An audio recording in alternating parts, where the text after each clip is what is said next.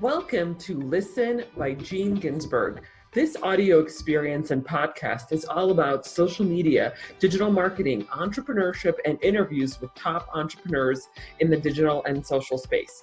I am your host, Gene Ginsberg, digital marketing expert, #1 best-selling author, and award-winning entrepreneur.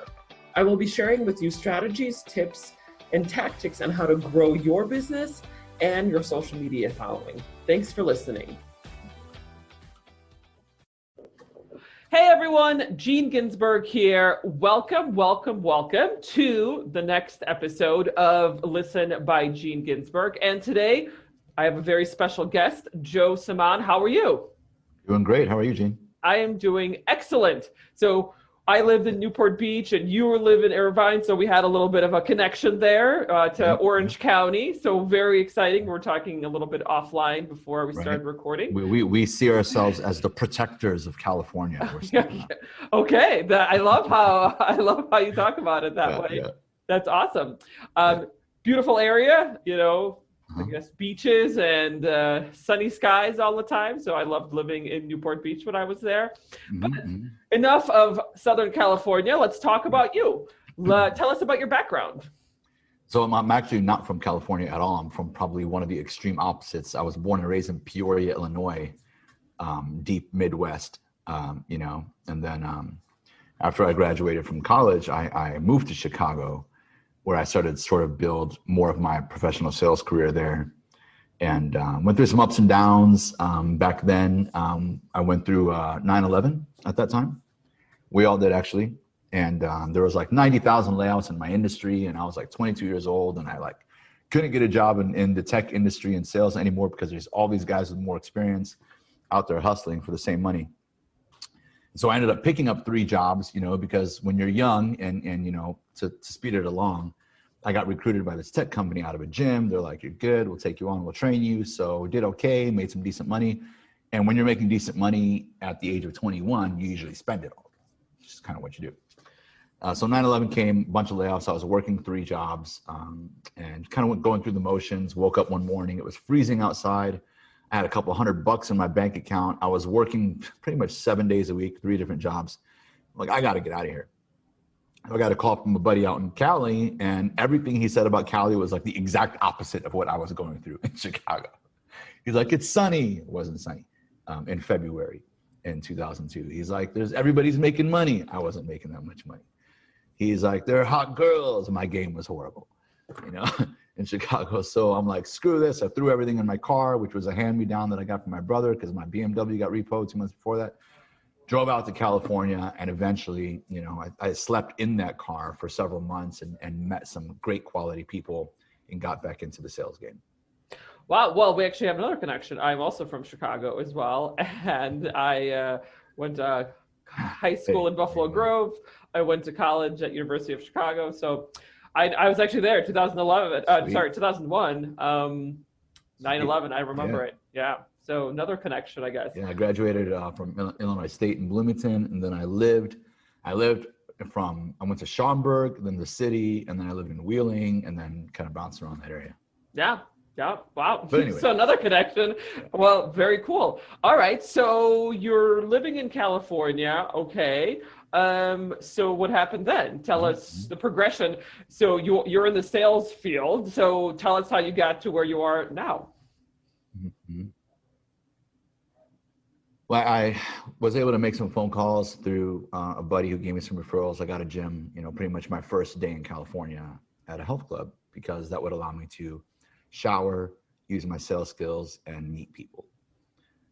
So that kind of happened. And that's exactly what happened is even though they kind of bounced me around a little bit, I met some people, ended up going back out on the road and literally still kind of bouncing around, secretly living out of my car.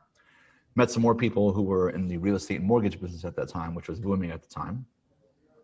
They taught me that, that business, and very quickly we went from a small team to a massive team of like 600 people. And it was actually before the crash in January 2006 that I had an epiphany that I wasn't really proud of how so many people would come under our wing, come into our home as a company, And still, although everyone did pretty well, only a handful of people did exceptionally well.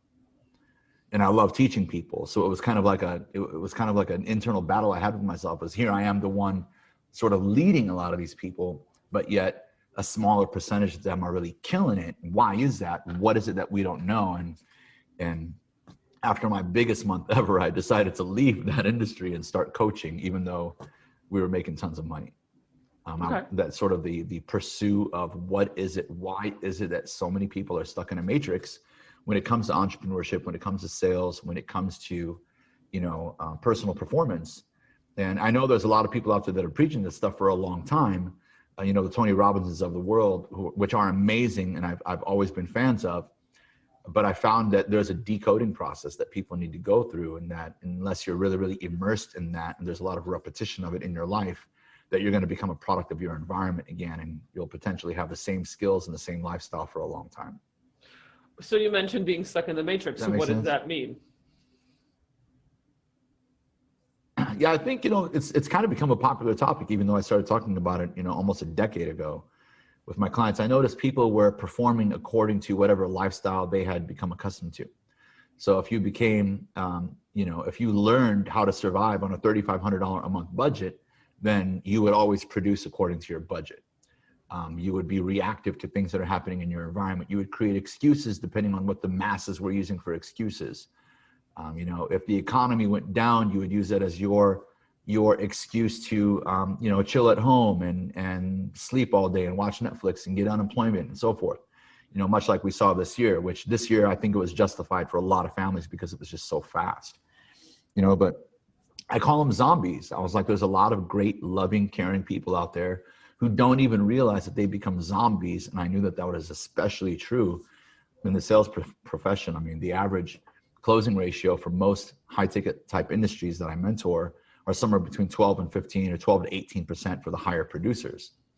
And if that's the case, that means that what we're training our people is to perfect a system, a methodology, and a skill set that scares away 80% of their qualified customers. And the studying just began. I went deep and deep and deep, stopped studying sales. I only started studying modern human behavior, relationship behavior. I started studying extreme things like drug addictions and having children and behavioral conditioning and the history of that and all these different things, because I knew I had to, at some level, reinvent our sales communication skills, but at the same time, make them really easy to learn and practical. And then over the next 10 years, I had accumulated well over 300 organizations that I had mentored after having my own ups and downs, and now started teaching what I call domination selling, or selling in the new economy, which has been kind of a blessing in disguise and really led me down a really cool path. You know what I mean? Yeah, absolutely. So, okay, well, we're here on this podcast, and entrepreneurs and small businesses are typically the audiences. So tell us, how can someone who's listening here today get out of that matrix, or not become a zombie, or continue on being a zombie? What's the change that they need to make based on your study? Yeah, the first thing is, from a high level, and I don't consider myself a motivational guy at all, but we got to keep things realistic. One of the toughest things to do in life is practice self-honesty. And step back and take a look at your life every once in a while without beating yourself up. And here's one of the questions I ask people is, have you had the same couch for too long? What I mean by that is, have you had the same budget for a long time? If that's the case, and you're always in this, how do I save money? How do I make cutbacks? How do I, and you find that you're limiting yourself from things that you or your family would enjoy or should have access, given the fact that you're in one of the best countries in the world and you have all this opportunity surrounding you, has your life been the same for too long? Even if you're a sales professional, even if you're a business owner, or entrepreneur, or a marketer, or whatever the case may be.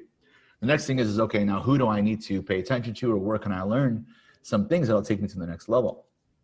And so in a nutshell, I'll give you a couple of rules that I think should be broken. These are fundamental rules of selling and entrepreneurship that we've carried for a long time. And I think, no longer are as effective as they used to be. Doesn't mean you won't do business. You just won't get the type of results that I'm helping and seeing other people able to accomplish. And one of those rules is that sales is a numbers game. And you may hear things like, oh, you're 7 no's away from a yes, or the more no's you get, the closer you are to a yes. And if you really think about that, the person who probably wrote that was writing that for the mediocre-minded person, or was at least justifying it for themselves. Because when you play the numbers game, you discount skill and human connection. And we live in a world right now where human connection is so rare that it's become proportionately more valuable. What do I mean by that? If sincerity becomes rare, it becomes massively valuable. If authenticity becomes rare, it becomes massively valuable. You know, and with that being said, I noticed that a lot of people were focusing on failure instead of success. You've got to fail your way to success, whether you're in sales. And I'm like, I get it, but why are we popularizing failure? It's fucking stupid. Like, why are you making failure so almost as if you're justifying your failure before you even get there, instead of making adjustments, pivoting along the way, and trying to minimize the amount of failure? We live in the information age. One of the skills you should probably acquire is not the ability to fall in love with failure. It's the ability to fall in love with anticipation. You're not the first one to do anything. You know, so look out there for that knowledge and see what's ahead. Talk to people who have gone, you know, a few miles past you and be like, what's around the corner? So I don't like anything that limits people in thinking that a lack of performance is okay. I think self-forgiveness and self-respect is important, but I think that what that does is it dumbs down people's learning curve, and it's bad enough that we already have a schooling system that makes us learn very slowly, makes us okay with that. So the numbers game thing, that, you know, hard work alone and dedication and work long hours and stay up all night, and I'm not a big fan of that stuff. I'm a big fan of good sleep, good rest, good nutrition. And I wouldn't call it balance, but I think if you let go of the things that you love in life, that you're headed down a very, you know, depressing path. The other thing I recreated was number one rule of selling. It used to be, you know, things like educate your customer. Have you ever heard that before? Oh, absolutely. Educate your customer, know your product, be a product expert. Sorry, wrong again. Yes, you need to know your product, but I'm pretty sure most people can memorize how their product works, or the history of it, or why it's good quality. And the problem today is that rule was written before the internet boom. And so if you educate your customer these days, what you're really doing is inspiring them to go Google search and shop. So instead of educating your customer on how you market your business or the strategy that you need to follow, in the middle of a sale, what you need to do is help your customer make a decision, not educate them on your process or your product, or, you know, why yours is better than everybody else's, because the modern consumer is becoming resistant to anything that has become common in your industry. Are you with me? Absolutely.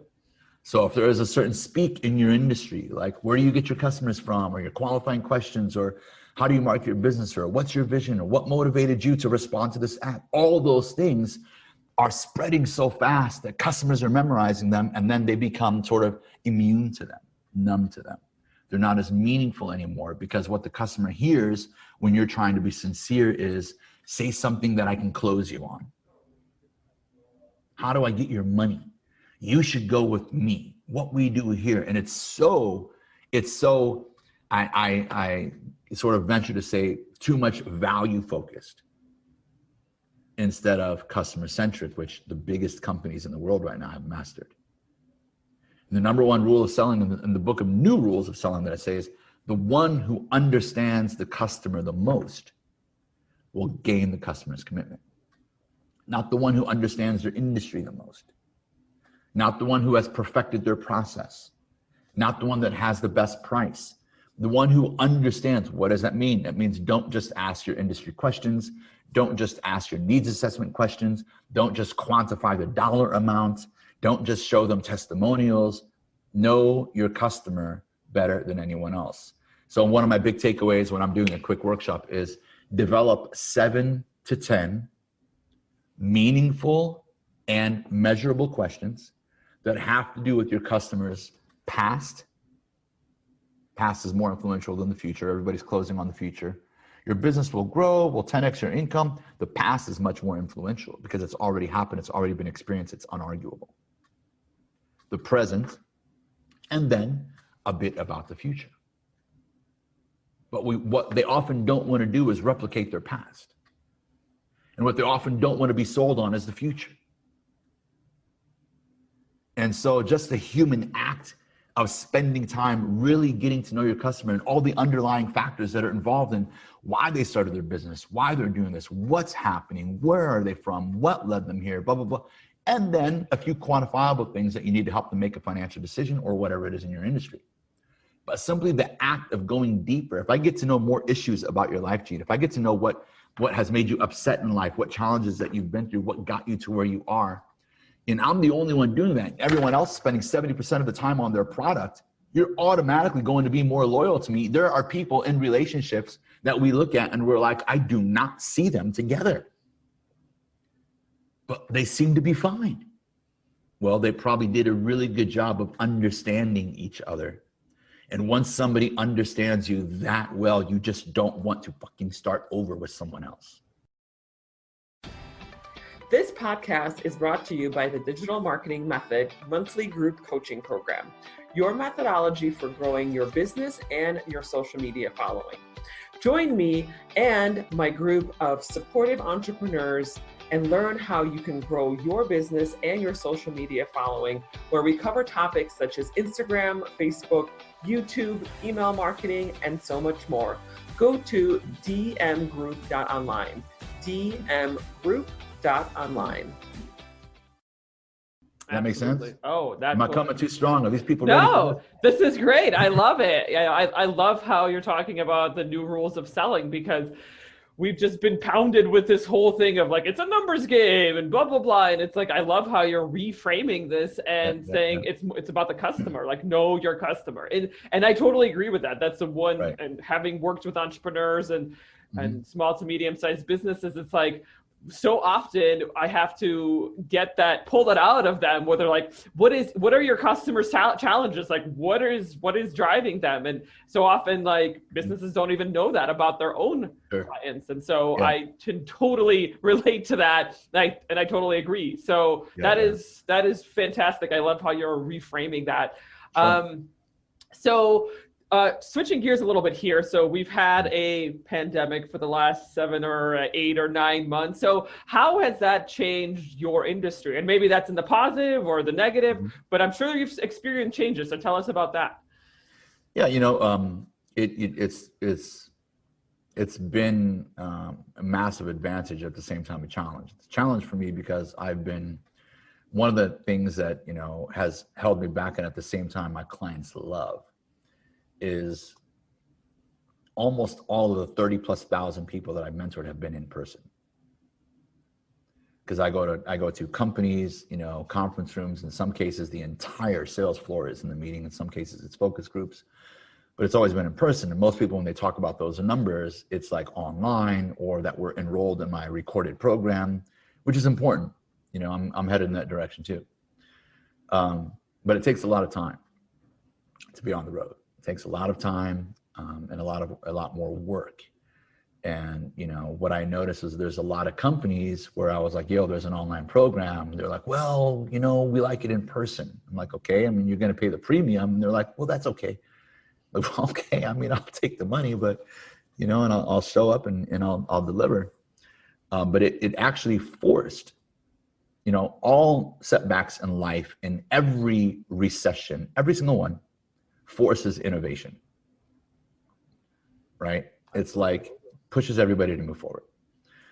And for those who were semi-prepared, like me, where I already had, studio set up, I've been coaching online for years for those companies that are nationwide and so forth. It was a really neat transition. The challenge for me was I got a little bored staring at a freaking camera all day long, because I spent 15 years face-to-face, hand-in-hand, sitting at the table, rewriting, rescripting, teaching, listening, just really, really doing it shoulder to shoulder. And I'm trying to recreate that experience online. And it takes a lot of heart, a lot of compassion, and a lot of drive. So that was my challenge this year. It was more of an emotional one of keeping my fire hot, while I'm working with people, and I can definitely see the impact it's having. But that was a tough transition for me. Otherwise, it's, massive opportunity, great outreach, and people were much more willing to allow it in their organizations and in their education. I'm sure you're seeing that too. You got to be seeing it. Yeah, on my side, so we've definitely had an uptick in sales in my company, because we've been doing everything virtually and remotely and online for the last 8 years since I've had my business. And so for us, it hasn't really, nothing's really changed except for the fact that we're seeing more clients come in because they are understanding that digital and social is no longer something you can put to the side. Yep. And it's something that is the cost of doing business these days. So, you know what, one of the most challenging things when you're speaking to a client of any customer in nature is sometimes, especially on important topics like this, is to get them to face reality, to basically undo denial through the process of self-realization, which we teach through a very specific strategy of questions. And I find that finally, like halfway into the year, there was a little bit less resistance in that self-realization, because it was like, what else you gonna do, bro? exactly. You know what I mean? Like, where are you? Like, you know, we look you up, there's no information about you. It's very difficult to find out whether you're credible. And there's somebody with half your skill making 3 times as much money because you weren't, not to say that you can't pivot. It's amazing how fast, you know, the humankind can make progress when they are able to make that decision.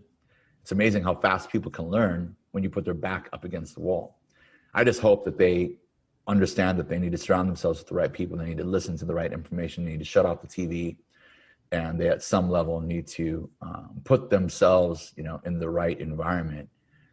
Otherwise, it can be a downward battle. And you know that the other side of the spectrum is when we go through things like this, we see tons of depression, we see tons of alcohol abuse, drug abuse, you name it. Right? Don't get me wrong. You know, you'll often find me out with clients or friends, you know, throwing back a few. But, you know, when we go through these things, there tends to be, you know, 2 very, very profound groups. You know, you have the group that's victimized by these types of things, or people that are reactive to their environment, which is 98% of our country or more, or the world. And then you've got the 2%. So what you want to do is, no matter, you know, if you want to do it quietly or on your own, or bear whatever you're going through, whether it's social media, YouTube, you know, like this, just keep digesting as much, you know, profound knowledge and information. Listen to our stories, listen to the examples. There's probably nothing that you're going through in life that you're the only one going through it, whether it's business, divorce, children, health, whatever it is. Put yourself in the right environment. And for myself as a mentor, people used to ask me, like, dude, how do you walk in every day so motivated, like so energized? Like, you're just, what is the deal? Like, what are you taking? What are you on? I'm like, first of all, I'm not taking anything. Second of all, do you really think I'm motivated to see your ass every day? I'm not. Sometimes I'm faking it when I walk out of the elevator, because I understand my responsibility. You've invested time, or you're willing to listen so that we can have an impact on each other. I'm not going to come in here and drop the ball. So when you find people like us, it doesn't mean we're having the best day of our lives. It just means that we understand our responsibility, and what you're coming to us for is to have that type of an impact on you. If you don't have people in your life or access to them, go looking for them. If you can shop for shit on Amazon, you can find the right influencers on YouTube. But it's so much easier to shop for shit on Amazon. It's freaking fun too, dude. Sometimes I just have those like boring nights. I'm laying there at like 10:30 and I'm like, let me just go on Amazon. I've never actually had that experience where I'm like, I do. You go on Amazon and look for random stuff. I'm a gadget guy, so I'm like, oh, I think I need this. You know, I think I need. I was online looking at new 4K cameras, you know, because I'm setting up this, you know, this whole digital curriculum called Top Producers Academy, and it has a mindset part. Other experts coming on to teach, you know, entrepreneurs, to teach female empowerment, to teach self-awareness, to teach critical thinking, to teach reflective thinking, to teach, you name it, right? Like all the things that you really sort of have to dabble into if you want to create a massive change in your life. Sales training doesn't do it on its own. But so here I am, like looking at all these gadgets, and it's so funny because, you know, people walk into my house sometime and there's just like lights and these things and wires everywhere. And, you know, almost like what do you really do, Joe? You know, like, I swear it's training. What do you really do over here? With all the lights and cameras? They're like afraid to go in rooms. They're like, are there cameras? No, but it's been really interesting, super challenging too. I have my own emotional roller coaster rides literally throughout every month, you know, where I'm super creative one minute and then I'm just not feeling it the next minute, or I'm questioning my life one minute and the next day I'm feeling great. You know, all these things are the reality of being of living. They're the reality of living. They're not horrible conditions. They're not illnesses. They're not always depression. You know what I'm saying? It's just, we have to accept the fact that this is part of human life. And I just need to try to make these micro decisions, whether it's in my business or my sales or my life, to try to digest as much information or energy that's going to push me in the right direction. Yeah. And the one thing I love to say is that this too shall pass, right? We are all part of the human condition, and we might have shitty days and we might have terrible days, but this is not going to last forever, right? So we have to think that there's a light at the end of the tunnel. Sometimes we kind of get in this mindset where it's like, oh my God, this is going to be forever and I'm never going to be able to get out of it. But, you know, tomorrow's going to be a different day and tomorrow's going to be better. So I totally can relate to that. Awesome. So last question I always like to ask my guests is, what is your prediction for the future, the industry? And that is a very loaded question. It could mean anything specifically related to selling, or it could be self-driving cars, terraforming Mars, AI. I mean, you pick whatever you want to talk about. You know, when we go through massive challenges like this, consumers or people in general become a bit more sensitive. And so when it comes to sales, what that really means is those with the most robust understanding and effective communication skills are going to make all the money. And everybody else is, you know, going to be stuck in their matrix. And, you know, if there's a big takeaway at whatever we end up going through, technology-wise, health-wise, vaccination, I don't know, like there's some crazy shit going on, you know, in the world right now. But whatever you're going through, I think the most important thing that should come out of this is how important human connection is, and how important it is to whether it's your customer or a family member or somebody, you know, on the other side of the aisle. You are not going to convince anyone of anything through hate, fire, judgment, abuse, fighting, nothing. You have no power. You are disarmed. Nobody wants to be persuaded by somebody who's trying to insult them or call them dumb or stupid on either side of any part of life, whether it's the in-laws or the government, or it doesn't matter what it is, right? So our ability to be understanding of each other, to communicate from our deepest core values instead of what our environment is telling us to think or say, is going to be super, super important. Definitely, most certainly in the business world, especially in sales, but as you know, sort of on a global scale right now. So I predict chaos in a humanly way. You know, it's not the end of the world. But I want to throw this out as sort of our finishing guideline, that your ability to understand people, to relate to people, to be compassionate, to understand that their background, their thoughts, their DNA, their upbringing, their belief systems, their education, probably not the same as yours. And start by understanding that if everybody wants or thinks they're doing the right thing, whether it's your customer or a friend or, you know, somebody in your community, then they have good intentions. They may have very, very good intentions for their point of view, whether it's somebody who's procrastinating on making a decision in a sale. And if you can align with that and understand that, then you have a much, much greater chance at being an extremely influential and persuasive person, regardless of the circumstances that surround you. Love it. Yeah. Thank you for sharing that. That was fantastic. We all have to relate. I mean, that's part of being human, right? We have to find relation with other humans as well and find the right communication. So absolutely. Thank you for sharing that. And then one final question always is, how can our audiences get in touch with you? The simplest ways, everybody hits Instagram. People hit me up on LinkedIn. It's Joe Semaan. On Instagram, it's Joe Coach. There's a bunch of cool snippets and videos. There's me cracking jokes and making fun of salespeople on stages and doing crazy experiments where I like email people's wives their production every day and like tell them how much money they could have made and how much money they actually made. There's all kinds of crazy stuff. That's rough. Right? Yeah. So, you know, with the right permission, I can do some pretty crazy things. But check me out. You guys are welcome to reach out. I'm not, you know, some mega famous superstar yet. Not yet. So reach out. I usually get back to people within 24 to 48 hours. Awesome. Well, thanks so much for being here. Joe Semaan, great to have you. Learned a lot today about sales. I'm definitely not a salesperson, and I could learn tons about this, Yep. and we could probably have this conversation for Yep. the next like 3 hours. Right. But this was great. Thank you for being here, and Got it. Thank you.